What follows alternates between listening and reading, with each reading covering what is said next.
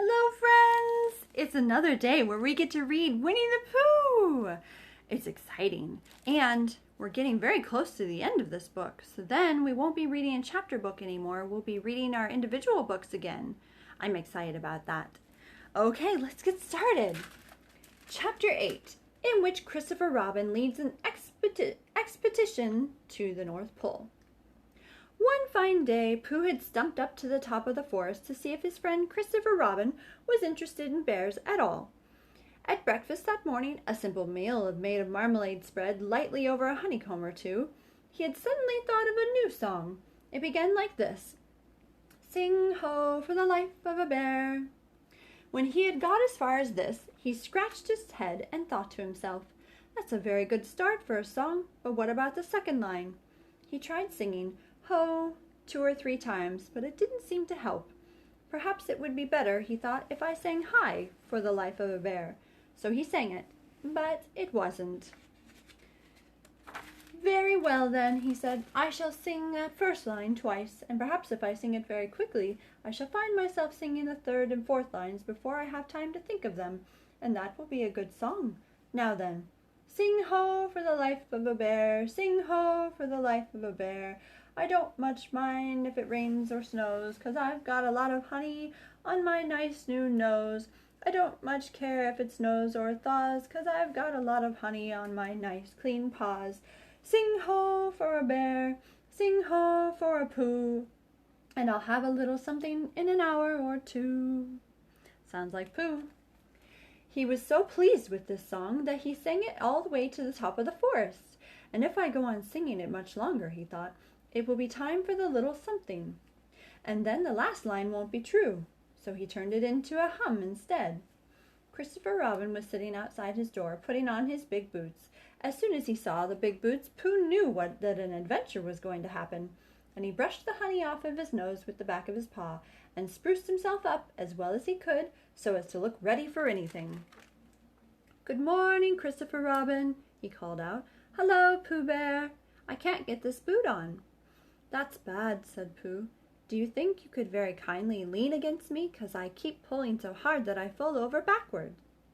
Pooh sat down, dug his feet into the ground, and pushed hard against Christopher Robin's back, and Christopher Robin pushed hard against his, and pulled at his boot until he had got it on. "And that's that," said Pooh. "What do we do next?" "We are all going on an expedition," said Christopher Robin, as he got up and brushed himself off. "Thank you, Pooh." "Going on an expedition," said Pooh eagerly. "I don't think I've ever been on one of those. Where are we going on this expedition?" "Expedition, silly old bear. It's got an X in it." "Oh," said Pooh, "I know," but he didn't really. "We're going to discover the North Pole." "Oh," said Pooh again. "What is the North Pole?" he asked. "It's just a thing you discover," said Christopher Robin carelessly, not being quite sure himself. "Oh, I see," said Pooh. "Are bears any good at discovering it?" Ah, right, I forgot to show you. Christopher Robin against Pooh. "Of course they are, and Rabbit and Kanga and all of you. It's an expedition. That's what an expedition means, a long line of everybody. You'd better tell the others to get ready while I see if my gun's all right, and we must bring all provisions." "Bring what?" "Things to eat." "Oh," said Pooh happily, "I thought you said provisions. I'll go and tell them," and he stumped off. The first person he met was Rabbit. "Hello, Rabbit," he said. "Is that you?" "Let's pretend it isn't," said Rabbit, "and see what happens. I've got a message for you. I'll give it to him. We're all going on an expedition with Christopher Robin. What is it when we're on it? What is it when we're on it?" "A sort of boat, I think," said Pooh. "Oh, that sort." "Yes, and we're going to discover a pole or something. Or was it a mole? Anyhow, we're going to discover it." "We are we?" said Rabbit. "Yes, and we've got to bring things to eat with us in case we want to eat them. Now I'm going down to Piglet's. Tell Kanga, will you?" He left Rabbit and hurried down to Piglet's house. The piglet was sitting on the ground at the door of his house, happily blowing a dandelion and wondering whether it would be this year, next year, sometime, or never. He had just discovered that it would be never, and was trying to remember what it was, and hoping it wasn't anything nice, when Pooh came up. "Oh, Piglet," said Pooh excitedly, "we're going on an expedition, all of us, with things to eat, to discover something." "To discover what?" said Piglet anxiously. "Oh, just something. Nothing fierce." Christopher Robin didn't say anything about fierce. He just said it had an X in it. "It isn't their necks I mind." Oh. So there's Pooh and Rabbit. And there's Piglet blowing on his dandelion.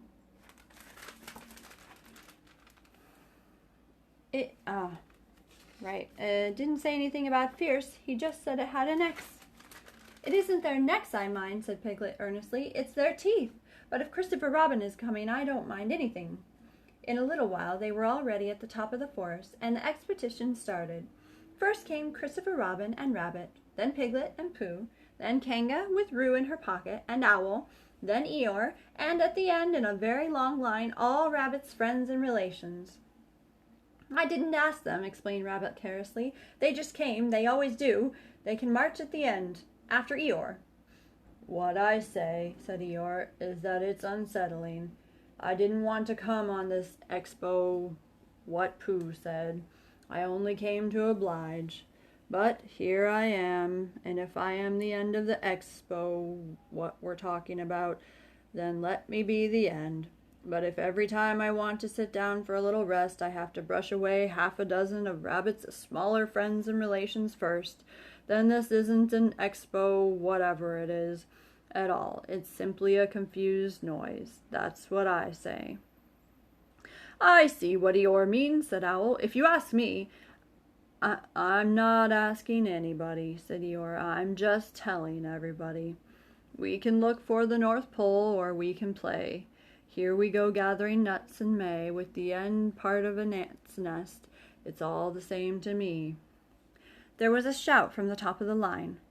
"Come on!" called Christopher Robin. "Come on!" called Pooh and Piglet. "Come on!" called Owl. "We're starting," said Rabbit. "I must go," and he hurried off to the front of the expedition with Christopher Robin. "All right," said Eeyore. "We're going, only don't blame me." So off they all went to discover the pole, and as they walked they chattered to each other of this and that, all except Pooh, who was making up a song. "This is the first verse," he said to Piglet when he was ready with it. "First verse of what?" "My song." "What song?" "This one." "Which one?" "Well, if you listen, Piglet, you'll hear it." "How do you know I'm not listening?" Pooh couldn't answer that one, so he began to sing. "They all went off to discover the pole, Owl and Piglet and Rabbit and all. It's a thing you discover, as I've been told, by Owl and Piglet and Rabbit and all. Eeyore, Christopher, Robin, and Pooh, and Rabbit's relations all went too, and where the pole was none of them knew. Sing hey for Owl and Rabbit and all." "Hush!" said Christopher Robin, turning round to Pooh. "We're just coming to a dangerous place." "Hush!" said Pooh, turning round quickly to Piglet. "Hush!" said Piglet to Kanga. "Hush!" said Kanga to Owl, while Roo said "hush" several times to himself very quietly. "Hush!" said Owl to Eeyore. "Hush!" said Eeyore in a terrible voice to all Rabbit's friends and relations. "And hush!" they all hastily said to each other down the line until it got to the last one of all. And the last and smallest friend and relation was so upset to find that the whole expedition was saying hush to him that he buried himself head downwards in a crack in the ground and stayed there for 2 days until the danger was over, and then went home in a great hurry and lived quietly with his aunt ever afterwards. His name was Alexander Beetle. They had come to the stream, which twisted and tumbled between high rocky banks, and Christopher Robin saw at once how dangerous it was. "It's just the place," he explained, "for an ambush." Oh my. This is them all telling each other to hush. And as you can see here, the beetle burying himself.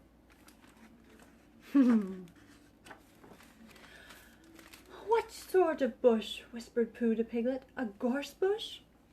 My dear Pooh, said Owl in his superior way, don't you know what an ambush is?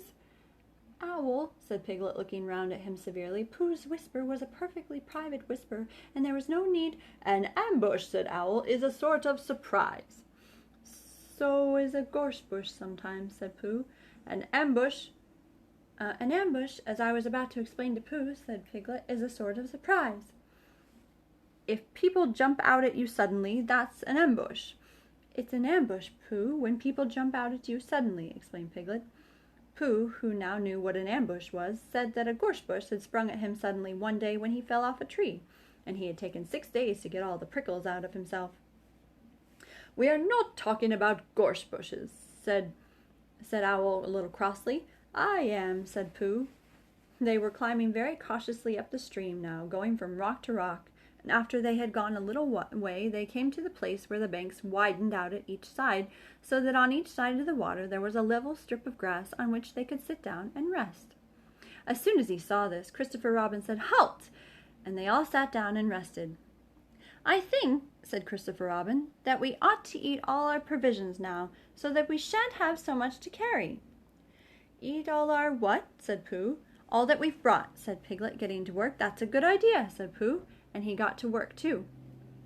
Have you all got something? Said Christopher Robin, with his mouth full.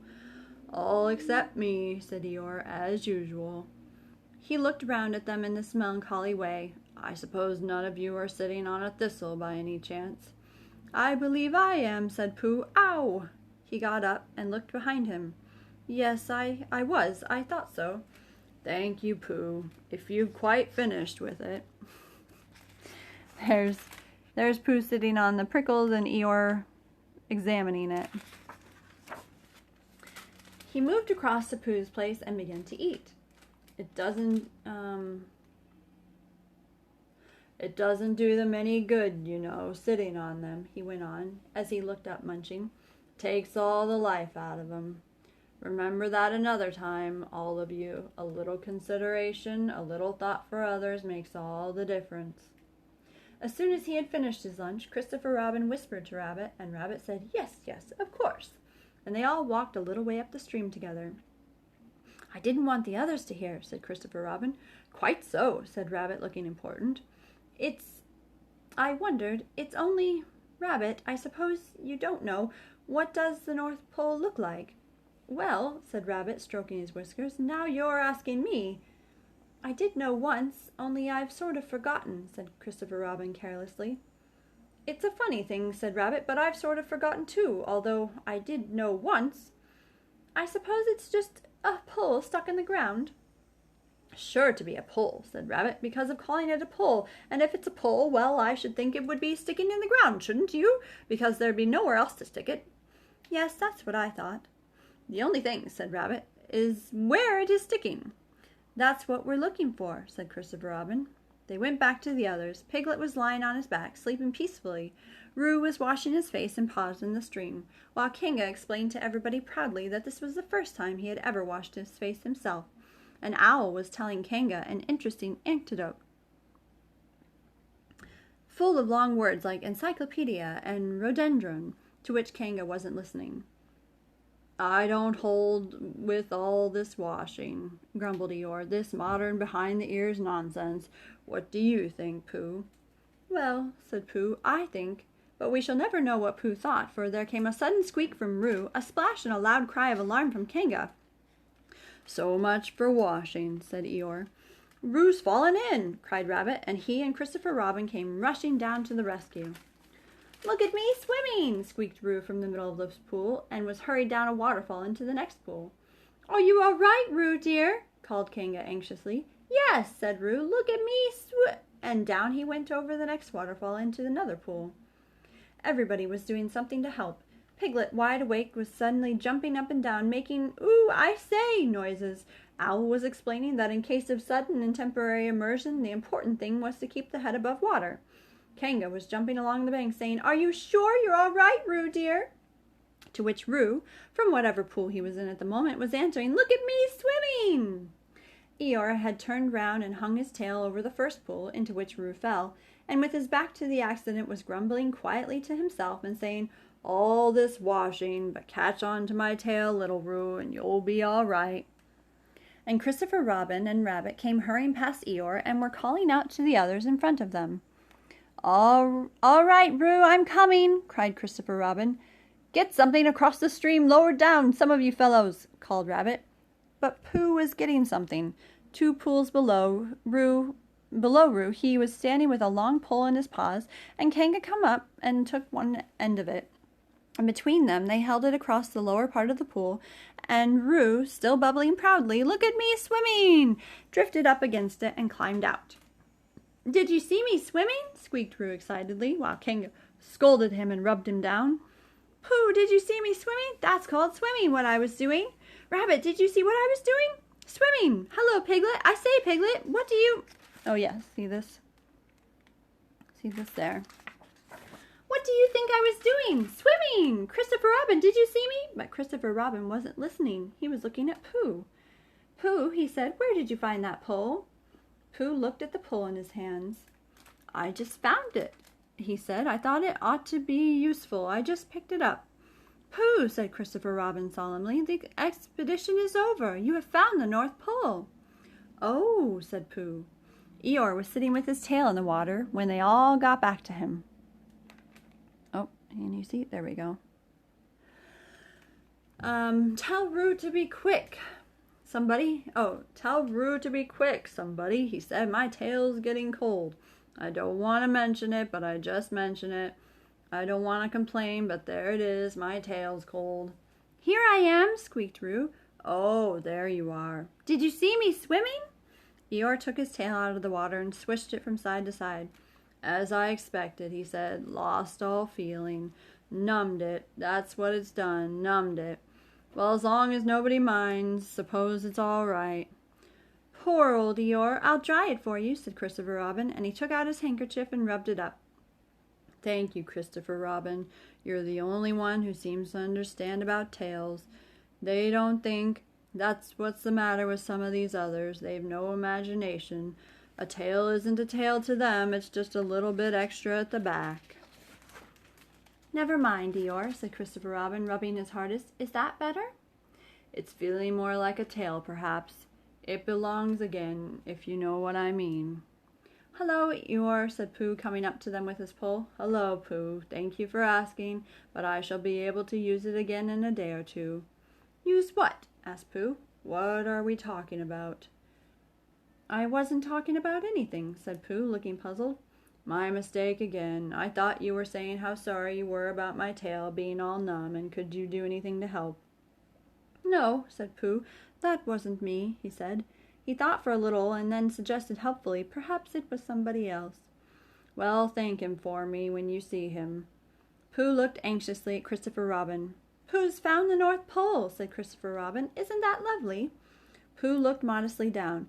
"Is that it?" said Eeyore. "Is that it?" said Eeyore. "Yes," said Christopher Robin. "Is that what we're looking for?" "Yes," said Pooh. "Oh," said Eeyore. "Well, anyhow, it didn't rain," he said. They stuck the pole in the ground, and Christopher Robin tied a message on it. "North Pole, discovered by Pooh. Pooh found it." Then they all went home again, and I think, but I'm not quite sure, that Roo had a hot bath and went straight to bed. But Pooh went back to his own house, feeling very proud of what he had done, had a little something to revive himself. So there's the North Pole for Pooh. Oh, my friends, such fun with Pooh Bear and his friends. I hope you're interested in joining me next time. If you are and you don't want to miss the story, make sure you ring the little bell to get a notification. I look forward to this so much. Bye-bye.